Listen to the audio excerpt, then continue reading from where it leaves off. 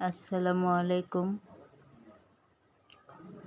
ডিম দিয়ে পাউরুটি ভেজেছি আজকে। তো ডিম দিয়ে পাউরুটি ভাজবো, সেই জন্য প্রথমে একটা ডিম, সামান্য লবণ এবং অল্প একটু ডিমের মধ্যে দুধ মিশিয়ে দিয়েছি। দিয়ে এটা ভালোভাবে মিশিয়ে নিচ্ছি। মিশিয়ে নেওয়া হয়ে গেছে। এখন চুলাতে তাওয়া বসিয়ে এতে সয়াবিন তেল দিয়ে দিচ্ছি। এখানে আমি ছোট সাইজের পাউরুটি নিয়েছি, সেটা এখন ডিমের মধ্যে দিয়ে উল্টে পাল্টে তাওয়াতে দিয়ে ভেজে নেব। এই যে দেখুন, এইভাবে আমি সবগুলো দিয়ে নিয়েছি। এখন উল্টে দিচ্ছি।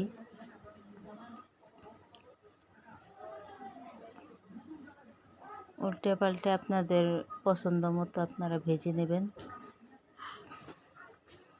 ভেজে নেওয়া হয়ে গেছে। তো আমার ভিডিও যদি আপনাদের ভালো লাগে, প্লিজ লাইক দিবেন।